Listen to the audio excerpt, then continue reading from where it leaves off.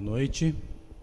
Vou convidá-los a pegarem as Bíblias, abri-las em 2 Coríntios, capítulo 6.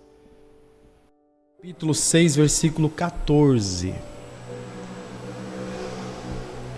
Não vos ponhais em julgo desigual com os incrédulos, porquanto que sociedade pode haver entre a justiça e a iniquidade?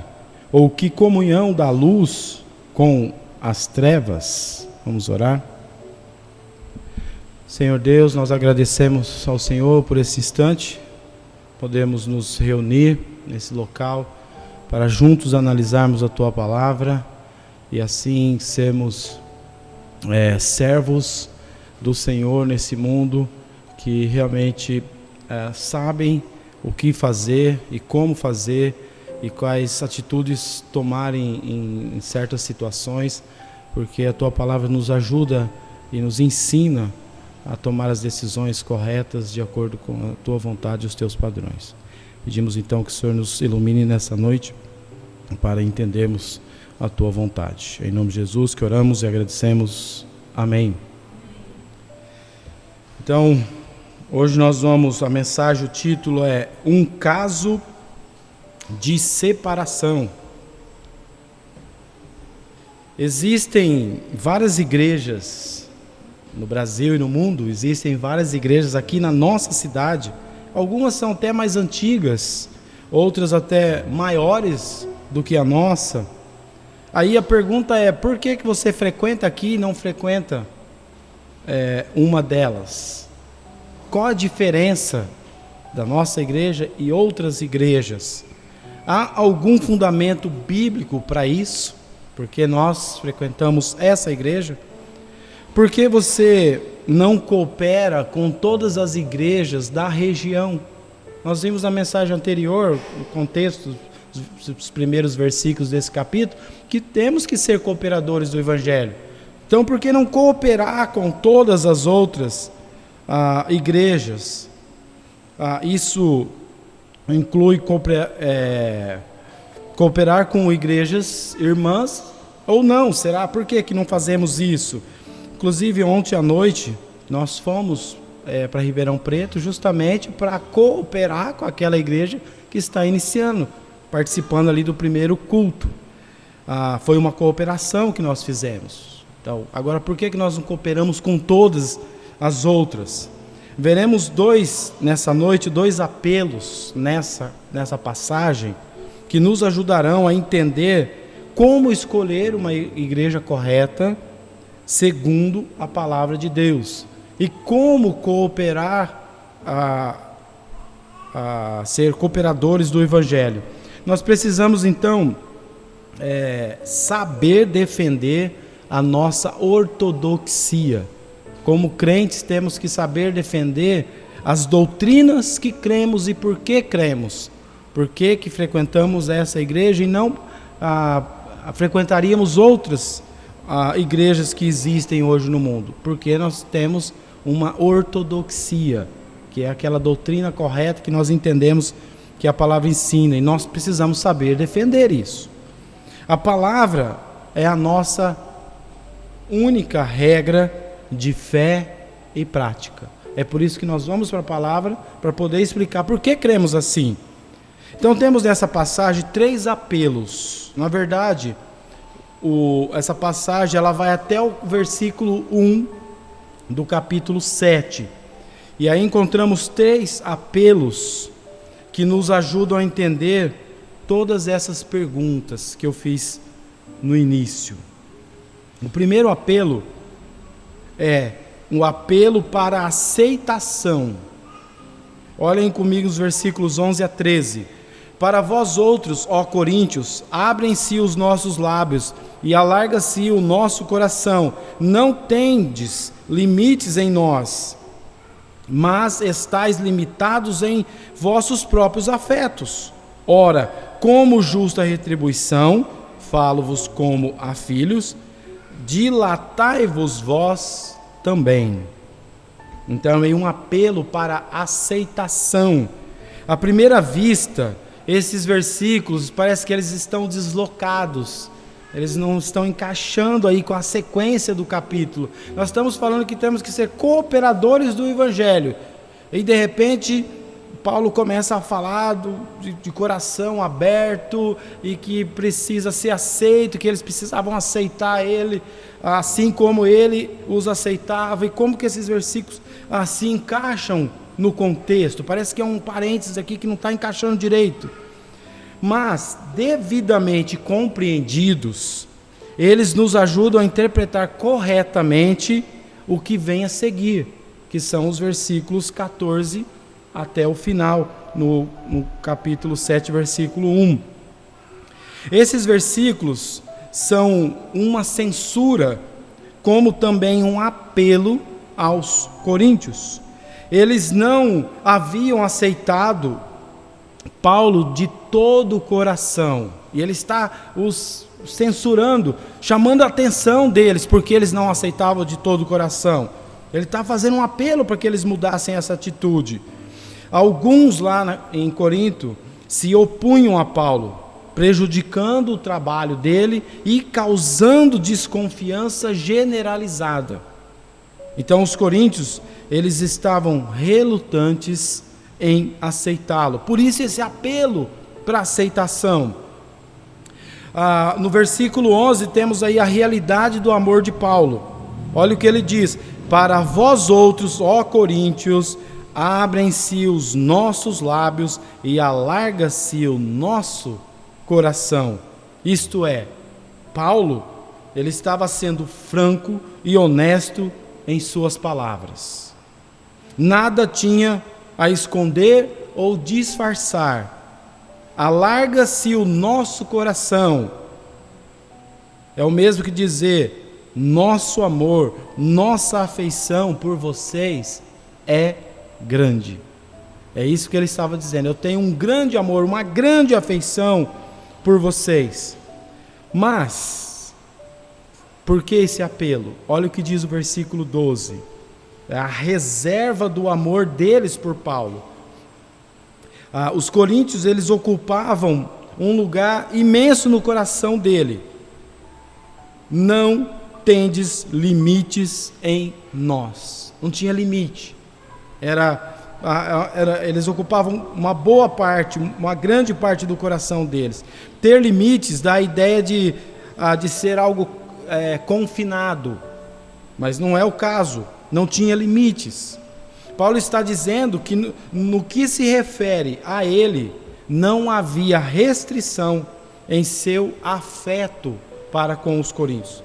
Contudo, diz um versículo, falando sobre eles: estais limitados em vós, em vossos próprios afetos.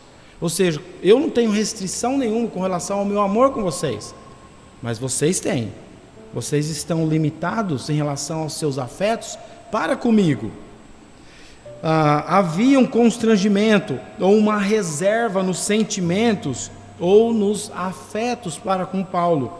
Eles não eram recíprocos no seu amor. O motivo era que já a igreja tinha sido contaminada com falsos mestres, falsas doutrinas, falsos ensinamentos, pessoas que estavam atrapalhando a igreja, e havia penetrado o ensinamento desses falsos mestres. Esses mestres haviam desviado o amor que era devido a Paulo, e mais adiante, é que eu falei no versículo 14, nós vamos entender um pouco mais a respeito disso, falamos um pouco mais sobre isso. Mas desde já, por que a reserva? Por causa do falso ensinamento que os mestres tinham colocado na igreja. Também no versículo 13, Paulo solicita o amor deles. Então, nesse apelo que ele faz, ele está pedindo que ele os ame. Então, ele fala: ora, com justa retribuição, eu os amei, eu os amo sem restrição.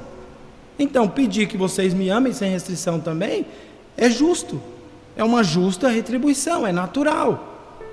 Então, Paulo apelou para que eles retribuíssem o seu amor. É natural que os pais esperem que os filhos retribuam o seu amor.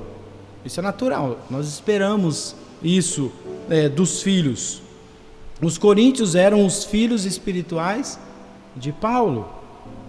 E como o primeiro apelo foi feito para que os coríntios também os amassem, assim como ele os amava, o próximo apelo vai conectar o início do capítulo. Por isso que eu falei, esses versículos parece que estão desconectados aqui na sequência, mas não estão. Eles conectam os primeiros versículos, está falando que nós temos que ser cooperadores do Evangelho. Eles tinham que ser cooperadores do Evangelho. Então, está conectando com a forma digna que os cooperadores do Evangelho têm que viver, que é a sequência que nós vamos ver nos versículos 14. Então, para isso, eles precisavam também amar verdadeiramente o apóstolo Paulo, para que pudessem fazer aquilo que era certo. Então, esse é o primeiro apelo. O segundo apelo, versículos 14 a 18. Acompanhe comigo. Não vos ponhais em julgo desigual com os incrédulos, porquanto que sociedade pode haver entre a justiça e a iniquidade? Ou que comunhão da luz com as trevas? Que harmonia entre Cristo e o maligno? Ou que união do crente com o incrédulo? Que ligação há entre o santuário de Deus e os ídolos? Porque nós somos santuário do Deus vivente. Como ele próprio disse: habitarei e andarei entre eles, e serei o seu Deus, e eles serão o meu povo. Por isso, retirai-vos do meio deles, separai-vos, diz o Senhor. Não toqueis em coisas impuras, e eu vos receberei, serei vosso pai, e vós sereis para mim filhos e filhas, diz o Senhor Todo-Poderoso. Paulo apela aos coríntios para que abrissem seus corações, versículos 11 a 13, que nós vimos, e isso os obrigaria a fechar os corações a certas pessoas. Que pessoas? Os incrédulos. Ele está pedindo para que eles abrissem o coração para com ele, que era o pai na fé deles, mas automaticamente deveriam fechar os seus corações para os incrédulos, aqueles que estavam de fato atrapalhando essa comunhão com ele, entre ele e os irmãos. Então, a primeira parte do versículo 14, nós vimos que Deus exige separação. Aí é que é o título da mensagem, um caso de separação. Nós, como cristãos, temos que viver separados do pecado, preparado da incredulidade, das coisas que nos afastam de Deus. E Deus exige essa separação. Olha o que diz o versículo 14, a primeira parte: não vos ponhais em julgo desigual com os incrédulos. Em Deuteronômio, provavelmente Paulo, conhecedor da palavra de Deus, está aqui fazendo uma menção a Deuteronômio 22, versículo 10, que diz: não lavrarás com junta de boi e jumento. Não dá certo, não funciona colocar esses dois animais para trabalhar na lavoura, são diferentes. Nós podemos resumidamente dizer que esse princípio, a sociedade entre o crente e o incrédulo, é algo que não dá certo. E aqui nós temos uma proibição: não vos ponhais em julgo desigual. É por isso que nós ensinamos que o crente não deve ter sociedade com o incrédulo. E quando eu falo sociedade, eu estou falando de empresa, por exemplo, nos negócios. Abre uma empresa, não, mas uma coisa é a igreja, uma coisa são os negócios. Dentro da igreja nós vamos fazer tudo certinho, lá fora é diferente. Não, a ordem é para não se colocar em julgo desigual, ou seja, crente com incrédulo. Lá fora também funciona da mesma forma. Um crente não vai abrir sociedade com um incrédulo. Isso é errado e proibido pela palavra de Deus. É importante notar, então, que não está dizendo que os crentes se afastem da comunidade, da sociedade de um modo geral. isolando-se do mundo. Não é isso que está falando. Não, o que ele está falando é fazer sociedade com alguém em particular, mas não se isolar do mundo. Na verdade, devemos estar no mundo para pregar a luz às pessoas que tanto necessitam. Mas temos também que aplicar esse princípio em todas as áreas das nossas vidas, dos negócios, nos relacionamentos domésticos. O crente não deve fazer sociedade nos negócios com um incrédulo. Um crente não deve, por exemplo, na área doméstica, casar-se com um incrédulo. É por isso que o cristão, o jovem solteiro, ele tem que procurar uma moça cristã, que é convertida, porque o princípio é: crente não casa com incrédulo. Isso é julgo desigual. Então, falando um pouco mais sobre julgo, só para entender essa palavra que não é tão comum hoje, quando Paulo falou, eles entendiam muito bem, mas hoje talvez nem todos entendem o que é o julgo. Julgo é uma madeira colocada sobre o cangote do boi para puxar a carroça. E quando fala de julgo desigual, seria colocar dois animais de espécies diferentes de gado, para tentar puxar aquela carroça.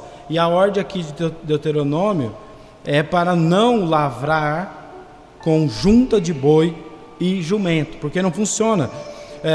Figurativamente, o boi, ele era um animal puro e o jumento um animal impuro. Por isso usou esses dois animais para figurar essas duas pessoas. Esses dois animais, se trabalhassem juntos, não conseguiriam abrir um sulco em linha reta. Então iria atrapalhar todo o trabalho do lavrador. Seus temperamentos, seus instintos naturais, suas características físicas tornam isso impossível. Um boi e um jumento, um boi maior, mais forte, o jumento menor, mais fraco, não dá para trabalhar junto. Certamente, se colocar, o que vai acontecer é o boi arrastar o jumento, porque ele é mais forte, ele está mais alto, o outro vai ficar pendurado e vai ser arrastado junto, não vai conseguir. O jumento só vai ficar atrapalhando o boi. Então, dentre as várias consequências nefastas de um casamento misto, por exemplo, que seria o caso aí de juntar um crente com um incrédulo, a maior de todas é que quase sempre a união de um crente com um incrédulo leva à assimilação da cultura ou de culturas nocivas. É muito mais fácil o incrédulo impor ou passar os seus desejos para o crente do que o crente impor para o incrédulo. Geralmente o crente é levado a fazer as coisas erradas. Nós temos uma natureza pecaminosa, já temos problemas com o pecado e ainda casa com o incrédulo, certamente a facilidade de ir para o lado errado é muito maior.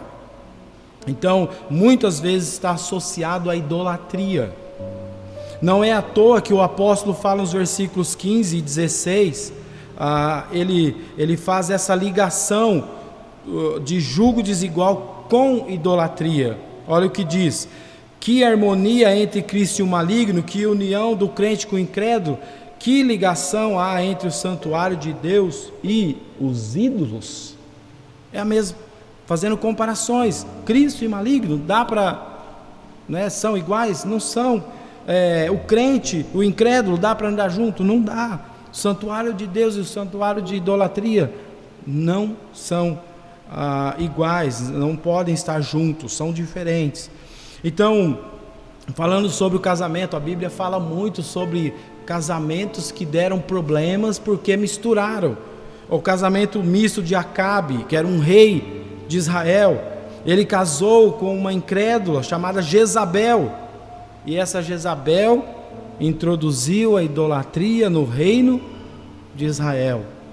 Foram inúmeros os casamentos que Salomão fez, casamentos mistos, que levou à decadência espiritual de Salomão. Salomão era o filho do rei Davi.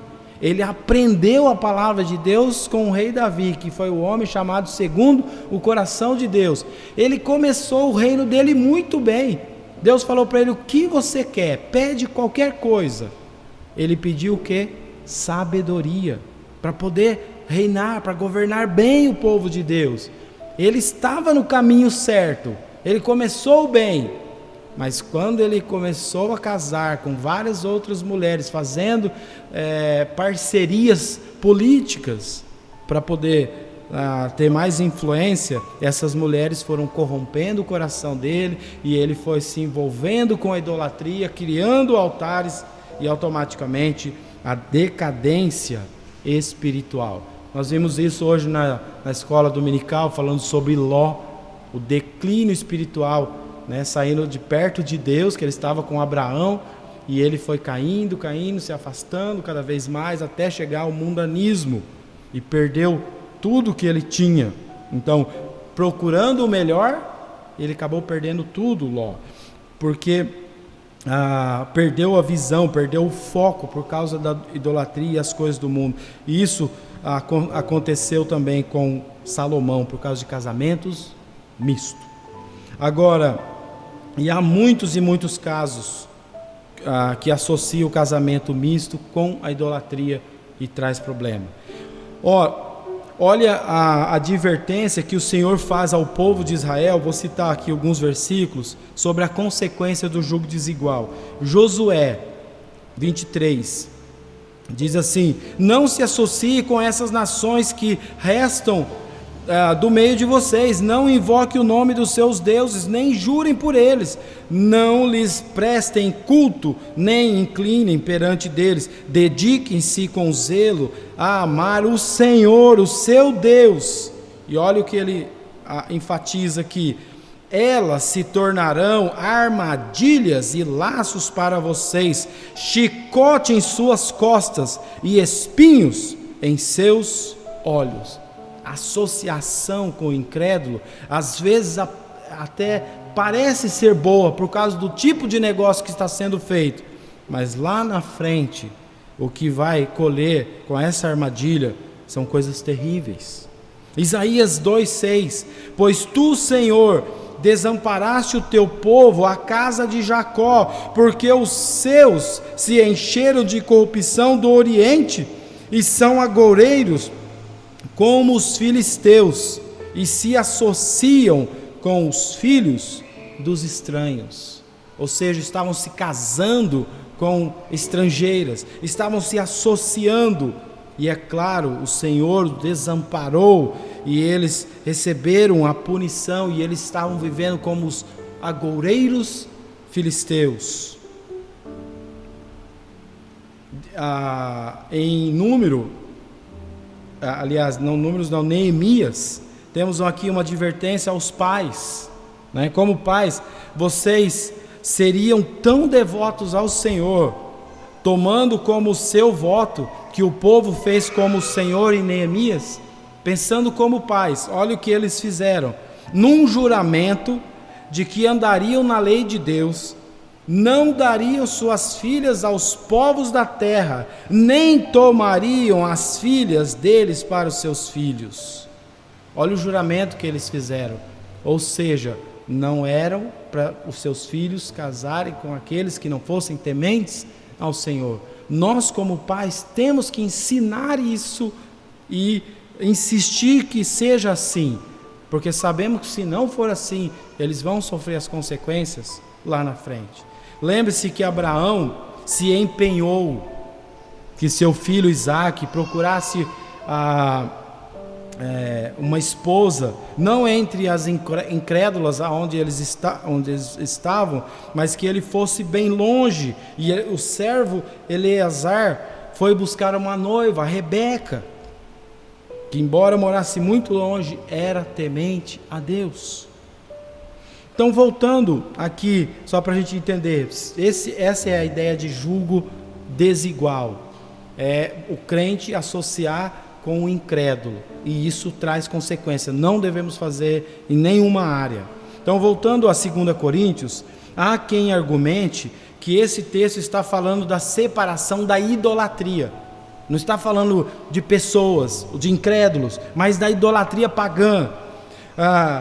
Também tem aqui aqueles que argumentam que não está falando dos falsos mestres dentro da igreja, pessoas ensinando coisas erradas. Essas pessoas ensinam que, por mais contrário à Bíblia que um homem, um movimento ou uma organização seja, devemos ter comunhão com eles na esperança de influenciá-los para o bem. Então, eles até usam o argumento de se fazer de fracos para ganhar os fracos, e procuram se envolver com essas pessoas, ficam no meio deles, participam ou até deixam que eles participem nas organizações com a esperança de influenciá-los, falando que esse versículo aqui não está falando dos falsos mestres, sim da idolatria que a gente tem que se afastar. Agora, eles apontam para a palavra ídolos no versículo 16 como prova de que não está falando de separação dos falsos cristãos. Vemos que essa interpretação está equivocada. Quando olhamos para o contexto imediato da passagem, quando olhamos para a estrutura gramatical e na ênfase total da epístola, não podemos olhar os versículos isolados, temos que ver o contexto todo. Eram apóstolos que estavam atrapalhando o ministério ali em Corinto, eram apóstolos satânicos, falsos mestres, que se faziam passar por apóstolos cristãos, transformando-se em apóstolos de Cristo, diz o versículo. Agora, a palavra transformar aqui não é a mesma palavra usada em Romanos capítulo 12, versículo 2, que tem o versículo que fala: transformai-vos para transformar para a renovação da vossa mente. Não é a mesma palavra ali que está sendo usada aqui. Essa palavra significa literalmente disfarçar.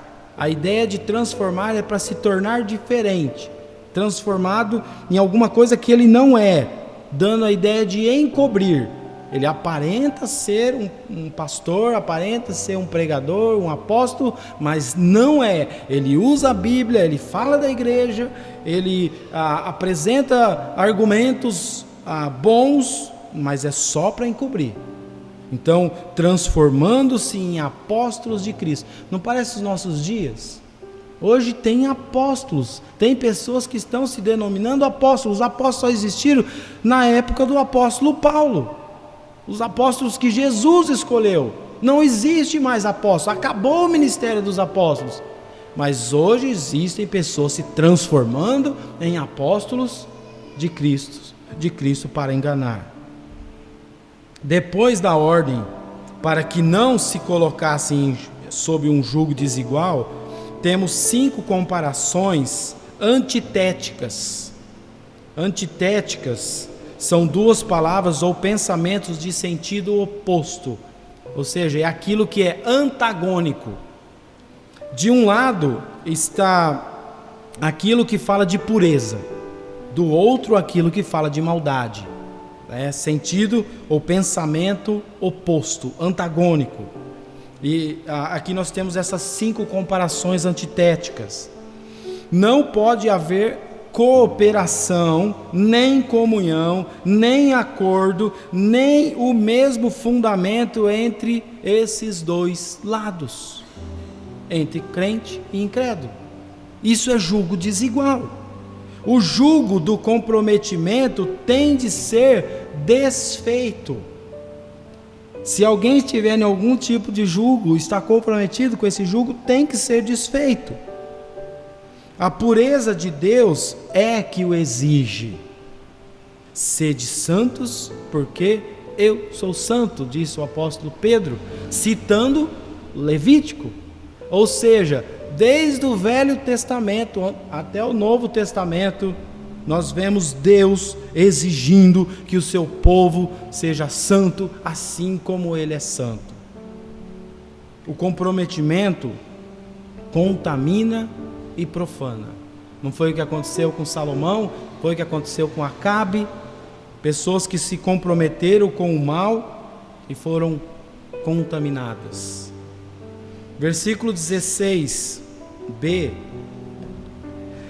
temos aí a presença de Deus que exige a separação, porque nós somos santuário do Deus vivente. O corpo do crente é o quê? É a habitação do Espírito Santo. Somos santuários do Deus vivente. E isso foi colocado como motivo para os crentes não aceitarem um jugo desigual com os incrédulos. O grupo de crentes, o corpo de Cristo, forma o templo de Deus. Deus habita nos crentes. Olha o que diz o versículo: como Ele próprio disse, habitarei e andarei entre eles. O próprio Deus disse. Uma vez que a presença de Deus se encontra nos crentes, eles devem separar-se dos incrédulos. A casa de reuniões não é o templo de Deus. Aqui é um lugar de reuniões, não é o templo de Deus. O auditório não é um santuário. Os crentes são o templo de Deus. As promessas, nós vimos aí nos versículos 16c até o 18, exigem separação. Nós temos muitas promessas de Deus a nós, e essas promessas dadas a nós exigem separação dos incrédulos. Diversas promessas podem ser listadas, e eu vou listar aqui essas promessas que temos. A primeira: habitarei entre eles, é uma promessa.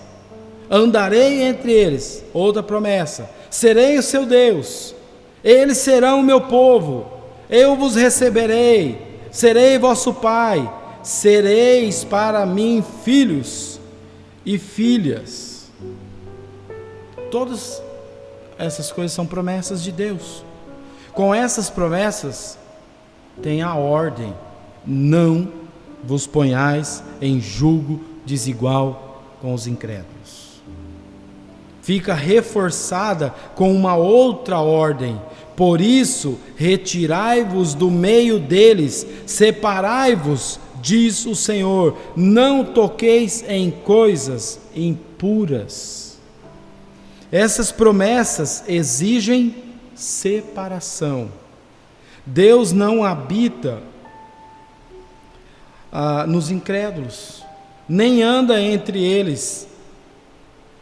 Ele não recebe os incrédulos.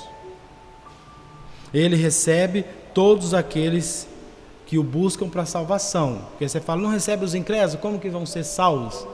Claro, aqueles que o buscam para a salvação, eles vão receber, ele vai receber por meio de Cristo. Mas se não for para ser salvo, ele não vai receber os incrédulos. Mas ele não recebe aqueles que praticam a iniquidade, ainda que operem muitos milagres, como diz Mateus 7, 21 a 23. Porque existem hoje aqueles que operam milagres, expulsam demônios, e que um dia vão chegar na presença do Senhor e falar: Senhor, Senhor, eu não fiz tantos milagres, nós não fizemos, expulsamos tantos demônios, não tínhamos tantas igrejas, a nossa igreja tinha tantas filiais espalhadas pelo Brasil e pelo mundo, e agora eu não posso entrar. Não conheço, não te conheço. A parte de mim, você usava a Bíblia, usava a igreja, mas você não é meu filho. Ele não vai reconhecer o incrédulo, mesmo que seja um líder de igreja, pastor, apóstolo, seja o que for. Se for incrédulo, mesmo praticando coisas que aparentemente são boas, não vai ser reconhecido. Ele só reconhece aqueles que são salvos por Jesus Cristo, os que são de fato seus filhos. Portanto, os crentes devem se separar dos incrédulos, porque Deus não os reconhece. Pertencemos a uma família diferente. 1 João fala: separai-vos. Aí nós temos aqui também essa ordem. É uma ordem, não simplesmente um bom conselho. Não é simplesmente falando: se você quiser, se separa dos incrédulos, porque não é muito bom ter comunhão e atividade com os incrédulos. Não é se, é uma ordem. Separai-vos, é imperativo. Não temos a opção nesse assunto, né? Não é se a pessoa quer se separar ou não. Se não nos separarmos dos incrédulos, estamos descaradamente desobedecendo ao Senhor. É uma ordem dele.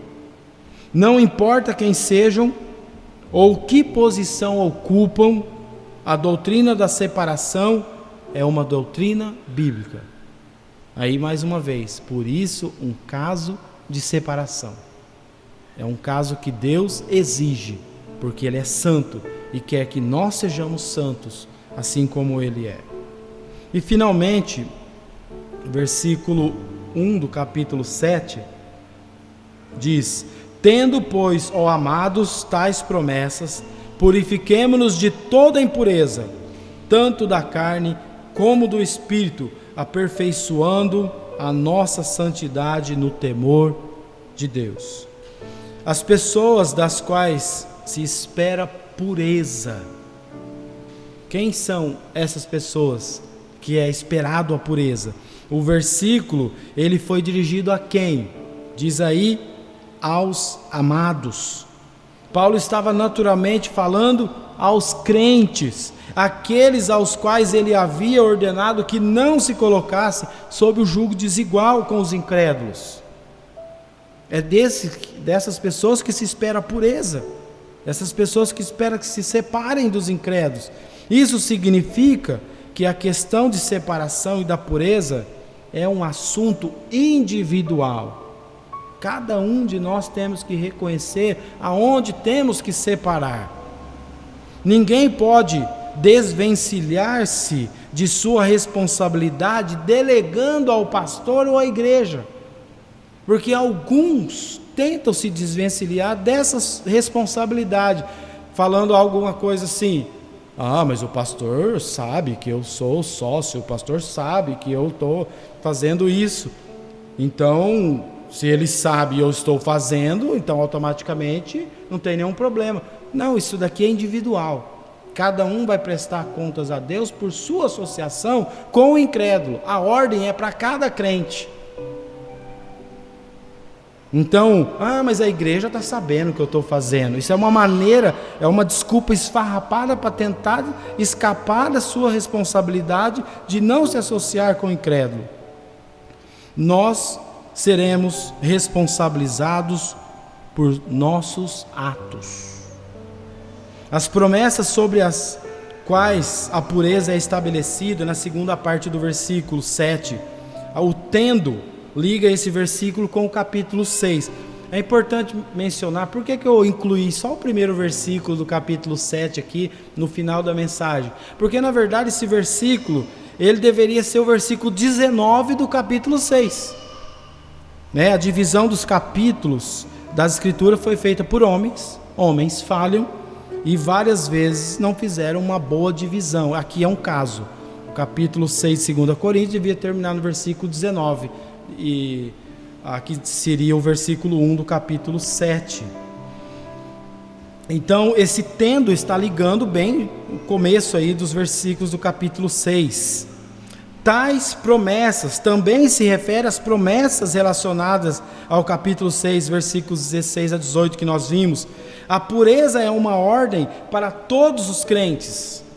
Nossa posição na família de Deus é tal que não somos puros. Atrairemos o opróbrio se não fizermos essa separação. O que é o opróbrio? Desonra ao nome do Senhor. Até o mundo espera que o crente seja puro. Não é somente os crentes, a igreja ou Deus espera isso de nós, mas o mundo incrédulo espera que nós sejamos puros também. Temos de nos purificar de toda impureza, tanto da carne como do espírito, diz o versículo. É fácil entender como as falsas doutrinas podem levar à impureza do espírito. É muito fácil. Nós que somos pecadores entendemos isso muito bem. Nossas vidas espirituais são contaminadas por falsas doutrinas e também pela incredulidade. Mas por que a menção da impureza da carne?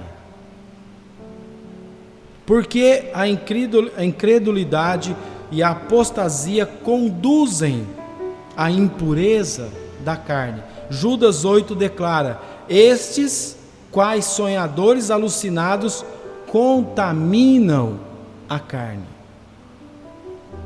A falta de pureza na vida espiritual do crente, a falta de separação na vida do crente, o leva a ser impuro fisicamente. Não somente espiritualmente, mas fisicamente. E aí é nessas horas que nós vemos pessoas fazendo coisas impuras com o corpo, fisicamente. Porque aquilo que é espiritual contamina aquilo que é físico. A incredulidade conduz ao pecado. Por isso é que os crentes devem separar-se dos incrédulos. Devem procurar a purificação, procurar a santificação. Eu quero concluir com a seguinte frase, que tem a ver com esse caso de separação. É uma frase muito conhecida. As más influências corrompem os bons costumes. Vamos orar?